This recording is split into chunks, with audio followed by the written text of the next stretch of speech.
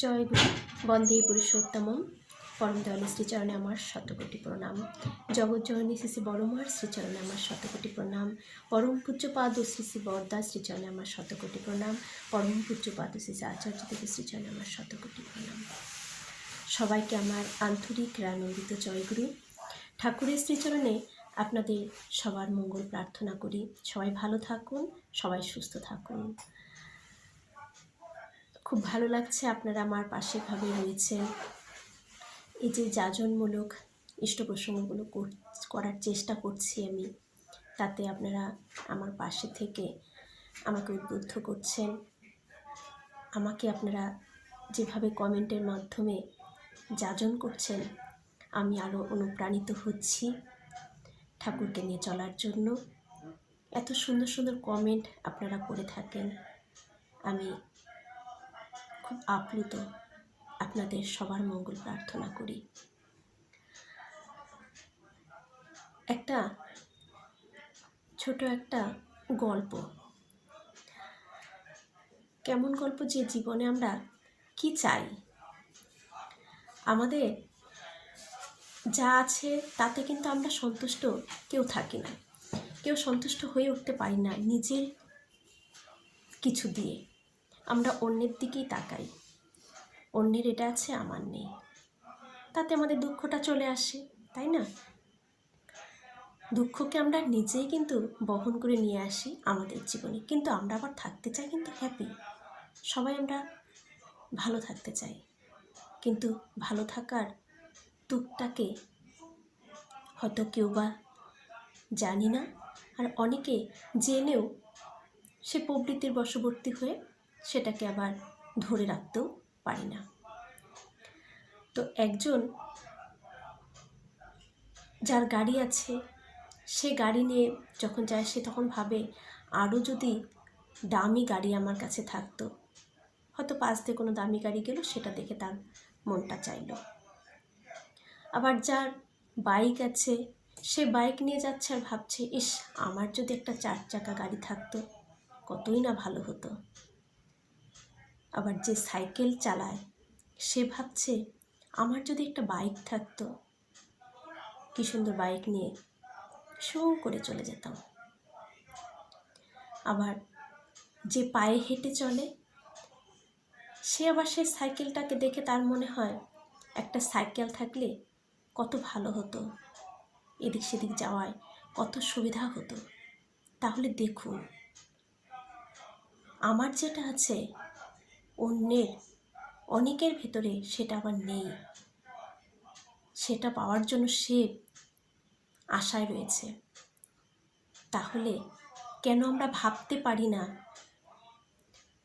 যে আমি অনেক ভালো আছি, আমার মতন হওয়ার জন্য অনেকেই চায়, তাহলে তো আমি অনেক ভালো, অনেক হ্যাপি। এগুলো আমাদের পজিটিভ ভাবনায় ভাবতে হবে। ছাত্ররা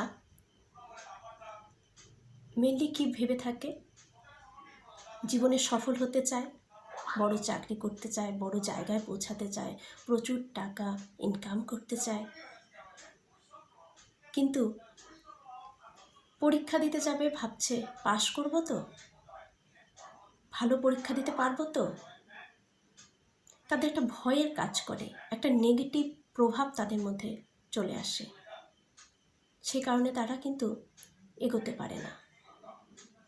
সবসময় পজিটিভ ভাবতে হয়। আচার্যদেব বলেছেন নেগেটিভের ভেতরে কখনো ঈশ্বর থাকেন না, পজিটিভের ভেতরেই তিনি সর্বদা বিরাজ করেন।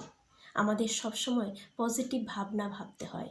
একটা ছাত্রকে সবসময় ভাবতে হয় আমি পারবো। কেন পারবো না? পাস তো করবই, ভালো পড়ছি, ভালো জায়গায় আমাকে যেতে হবে, তার জন্য যা করার তা আমাকে করতেই হবে। কেন পারবো না? আমি পারবো। তার ভেতরে যদি সে পারবো পারবো ভাবটা থাকে, নিশ্চয়ই পারবে। ঠাকুর বলেছেন লক্ষ্য স্থির রাখতে। লক্ষ্য স্থির রেখে যদি আমরা এগিয়ে চলি নিশ্চয়ই পারবো, কিন্তু লক্ষ্যটাকে স্থির রাখতে হবে।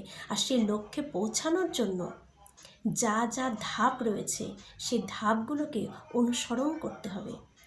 সেই লক্ষ্যে পৌঁছানোর জন্য যে প্রথমে সে ছোট ছোট ধাপগুলোকে আমাদের খুঁজে বের করতে হবে, যে একটাকে কাজ যখন আমরা করব সুন্দরভাবে, সেই কাজটার জন্য আমাদের পুঙ্খানুপুঙ্খ কিন্তু ভেবে দেখতে হয় যে কিভাবে সেটা করলে সুন্দর থেকে সুন্দর হয়ে উঠতে পারে। সেই ছোট ছোট ধাপগুলোকে আমাদের চিন্তা করতে হবে, ভাবতে হবে, ভেবে নিয়ে সেইভাবে যদি একটা ছাত্র এগিয়ে চলে নিশ্চয়ই পারবে।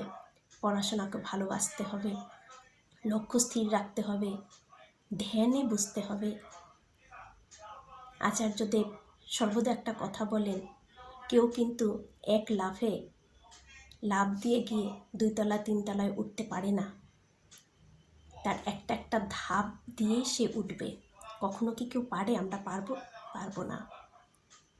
তাহলে সে একটা একটা ধাপে পা ফেলে ধীরে ধীরে, যেমন একটা পা ফেলে ফেলে আমরা এগিয়ে চলি, উপরে উঠি, তেমনিও জীবনের ক্ষেত্রেও তাই। সেই ছোট নিচ থেকে একটু একটু ধাপ, সঠিক ধাপে পা ফেলে ফেলে ফেলে ফেলেই তবেই আমরা ওপরে উঠতে পারবো। তাই সম্পূর্ণ নির্ভর করছে আমার মনের ভেতরে, আমার ইচ্ছা শক্তির ওপর। ইচ্ছা শক্তির ওপর আর কোনো বলে শক্তি নেই। ইচ্ছা শক্তির এতটাই জোর, এতটাই পাওয়ার, আমি ইচ্ছা করলেই সব কিছুই করতে পারি। আমাদের যে ছাত্ররা রয়েছে তাদেরকে এই কথাগুলো আমাদের বলা উচিত, যাজনে, যে তোমরা পারবে। কিভাবে জীবন পথে সফলতা আনা যায়, আচার্যদেব যা যা বলছেন, ঠাকুর যা যা বলে গেছেন, সেইগুলো কিন্তু আমাদের সুন্দরভাবে গুছিয়ে প্রত্যেকটি ছাত্রদের মধ্যে, ছেলে মেয়েদের মধ্যে প্রবেশ করাতে হয়। আর সন্তানদের প্রতি বিশ্বাস রাখতে হয়। যদি বিশ্বাস না থাকে তাহলে কিন্তু ওরা ঘাবড়ে যাবে। ওদের প্রতি বিশ্বাস রাখতে হয় যে আমি জানি তুমি পারবে, তোমার প্রতি আমার এই বিশ্বাসটা রয়েছে বাবা, তুমি পারবে, নিশ্চয়ই পারবে। তাহলে ওদের ভেতরে মনোবলটা আরও বেড়ে যায়। সবাই ভালো থাকুন, সবাই আমরা চেষ্টা করব যে এভাবে যেন আমরা সবাই পারি, আমিও যেন পারি।